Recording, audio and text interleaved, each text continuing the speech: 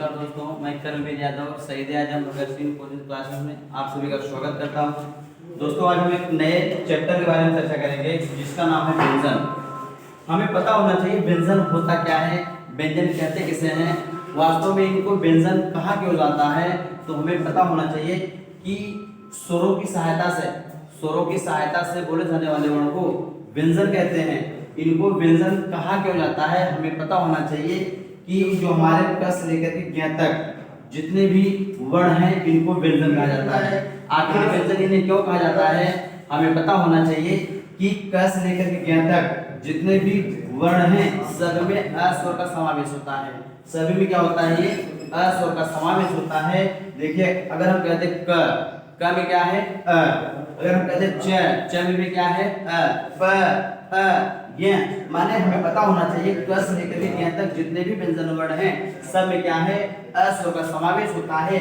अगर हम चाहें बिना स्वर की सहायता से माने बिना अ स्वर की सहायता से हम किसी भी व्यंजन वर्ण का उच्चारण नहीं कर सकते हैं, तो इसीलिए इसको क्या कहा जाता है, व्यंजन कहा जाता है। क्यों कहा जाता है कि स्वरों की सहायता से बोले जाने वाले वर्ण को व्यंजन कहते हैं। दोस्तों हमें ये भी पता होना चाहिए कि व्यंजन वर्ण होते कितने हैं। व्यंजन वर्ण दोस्तों 35 होते हैं, लेकिन अगर हमारे एग्जाम में पूछा जाए कुल कितने होते हैं तो हम 35 बताएंगे। अभी दोस्तों हम इसके बारे में चर्चा करेंगे 33 इसे कब कहते हैं और 35 कब कहते हैं और होते कैसे हैं 35 और 33। तो हमें इसके पहले हमें पता होना चाहिए व्यंजन के प्रकार। दोस्तों व्यंजन को कितने प्रकार से बांटा गया है हमें पता होना चाहिए। वास्तव में व्यंजन को 4 प्रकार से बांटा गया है। पहला क्या है, स्पर्श व्यंजन है, दूसरा अंतस्थ व्यंजन है, दूसरा क्या है अंतस्थ व्यंजन है, तीसरा क्या है उष्म संघर्ष व्यंजन। पहला स्पर्श व्यंजन, दूसरा अंतस्थ व्यंजन, तीसरा क्या है उष्म या इसको संघर्षी व्यंजन भी कहते हैं, उष्म या संघर्षी व्यंजन है। अगला हमारा क्या है संयुक्त व्यंजन, चौथा क्या है संयुक्त व्यंजन। दोस्तों हमें इनके बारे में पता होना चाहिए कि स्पर्श व्यंजन कौन होते हैं, अंतस्थ व्यंजन कौन होते हैं, उसमें संघर्षी व्यंजन कौन होते हैं और संयुक्त व्यंजन कौन होते हैं। इन चारों के बारे में हमें पता होना चाहिए। और व्यंजन को 4 प्रकार से बांटा गया है, यही इनके 4 प्रकार हैं। दोस्तों अगर हम बात करेंगे स्पर्श व्यंजन, तो स्पर्श व्यंजन कौन है हमें पता होना चाहिए। इनको स्पर्श कहते क्यों हैं, देखिए इनका कारण है जब हम किसी भी व्यंजन माने जब हम किसी भी स्पर्श व्यंजन के अंतर्गत आपका कस लेकर के मत लगाते हैं, कस लेकर के मत लगाते हैं, इनको स्पर्श व्यंजन कहते हैं। क्योंकि हम जब इनका उच्चारण करते हैं तो हमारा कंठ, तालु, जीवा, मोष्ठ और ओष्ठ और दंत आपस में क्या करते हैं, एक दूसरे को स्पर्श करते हैं, इसलिए इसको क्या कहते हैं स्पर्श व्यंजन कहते हैं। दोस्तों एक कस लेकर के मत तक होते हैं और इनकी संख्या कितनी होती है 25 होती है। लेकिन अगर पूछा जाए कुल कितने होते हैं तो यहाँ ड को क्या कहते हैं उत्छित व्यंजन कहते हैं या द्विगुण व्यंजन कहते हैं। इसलिए अगर पूछा जाए कुल कितने होते हैं स्पर्श व्यंजन 27 होते हैं। दोस्तों हम दूसरी की बात करेंगे अंतस्थ व्यंजन। इन्हें अंतस्थ व्यंजन क्यों कहते हैं, हमें पता होना चाहिए अंतस्थ व्यंजन 4 होते हैं, य र ल व। इन्हें अंतस्थ क्यों कहा जाता है, इन्हें अंतस्थ इसलिए कहा जाता है क्योंकि जब हम इनका उच्चारण करते हैं तो गले की गहराई से होता है या नाक का सहयोग लेना पड़ता है, इसलिए इसको क्या कहते हैं अंतस्थ व्यंजन कहते हैं और इनकी संख्या 4 होती है। दोस्तों हम बात करेंगे उष्म संघर्षी व्यंजन। उष्म को संघर्षी भी कहा जाता है और इनकी संख्या कितनी होती है 4 होती है, स ख स ह।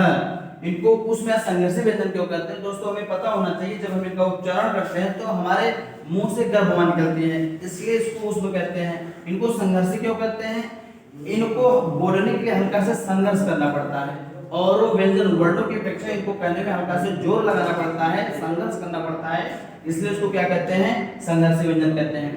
दोस्तों हम बात करेंगे संयुक्त व्यंजन। दोस्तों संयुक्त व्यंजन, संयुक्त माने क्या होता है जोड़ा, तो संयुक्त व्यंजन का मतलब होता है ऐसे व्यंजन वर्ण जो 2 व्यंजन वर्णों से मिलकर बने होते हैं उन्हें क्या कहते हैं संयुक्त व्यंजन कहते हैं। इनकी संख्या भी 4 होती है। एक कितने होते हैं 4 होते हैं, कौन कौन से हैं छ, त्र, ज्ञ और स्र। दोस्तों आपका क्या है छ छत्री क्या है छ, त्र और ज्ञ और स्र आपके क्या है संयुक्त व्यंजन है। इन्हें संयुक्त व्यंजन क्यों कहते हैं, क्योंकि ये 2 व्यंजन वर्णों से मिलकर बने होते हैं। जैसे आपका छ छत्री क और ख खटकोश से मिलकर बना है, आपका त्र त और र से मिलकर बना है। स्र आपका ज्ञान, आपका जो है ज्ञान जो है ज और इ से मिलकर बना है। स्र आपका क्या है, ये बड़ा सा और र से मिलकर बना है। दोस्तों इनको हलंत के साथ लिखा जाता है। क्यों लिखा जाता है? क्योंकि ये आधे होते हैं। हलंत का मतलब होता है जिस व्यंजन वर्ण के नीचे हलंत लग जाता है वह व्यंजन वर्ण क्या हो जाता है, आधा हो जाता है। तो हमें पता होना चाहिए आधा का पूरा स मिलकर के आपका छह बना है। आधा त और र मिलकर ये बना है। आधा ज मिलकर और ये मिलकर के आपका ज्ञ बना है। आधा स और र मिलकर के आपका सर बना है। तो हमें पता होना चाहिए स्वरों की सहायता से बोले जाने वाले वर्ण को व्यंजन कहते हैं। व्यंजन को 4 प्रकार से बांटा गया है। व्यंजनों की संख्या 33 होती है। कुल कितनी होती है? 35 होती है। दोस्तों हम बात करेंगे 33 व्यंजन वर्ण होते कौन कौन से हैं। अगर हमसे एग्जाम में पूछे व्यंजनों की संख्या कितनी होती है? 33। कुल कितनी होती है? 35। हम बात करेंगे 33 व्यंजन कौन कौन से हैं। दोस्तों अभी हमने चर्चा किया आसपास व्यंजन कितने होते हैं? 25। अंतस्थ व्यंजन कितने होते हैं? 4। उस व्यंजन कितने होते हैं? 4। तो 25 4 29 4 33। दोस्तों अब आप सोच रहे होंगे कि यहाँ संयुक्त व्यंजन को यहाँ क्यों नहीं जोड़ा गया। जाहिर सी बात है आप सोचेंगे और यहाँ संयुक्त व्यंजन को क्यों यहाँ नहीं जोड़ा गया, क्योंकि ये जिन जिन व्यंजन वर्णों से मिलकर बने हैं इनको यहाँ कहीं कहीं एक बार इसको ऐड कर लिया गया है। या तो अंतस्थ में या तो उसमें या तो स्पर्श में कहीं कहीं जिन जिन से मिलकर बने हैं इनको एक बार यहाँ ऐड कर लिया गया है। अगर हम विपुल व्यंजन वर्णों की बात करेंगे तो वहाँ क्या होगा, हम संयुक्त व्यंजन की यहाँ चर्चा नहीं करेंगे। तो संयुक्त व्यंजन तो व्यंजन कितने होते हैं? 33 होते हैं। तो अगर पूछा जाए कुल कितने होते हैं तो आपका बढ़ जाता है ड और ढ। इनको क्या कहते हैं? उत्क्षिप्त व्यंजन कहते हैं या द्विगुण व्यंजन कहते हैं। दोस्तों हमें समझ में हमको लग रहा होगा कि आप सबको ये वीडियो पसंद आया होगा। व्यंजन के बारे में हम आपको अच्छे से समझा दिए होंगे। धन्यवाद दोस्तों।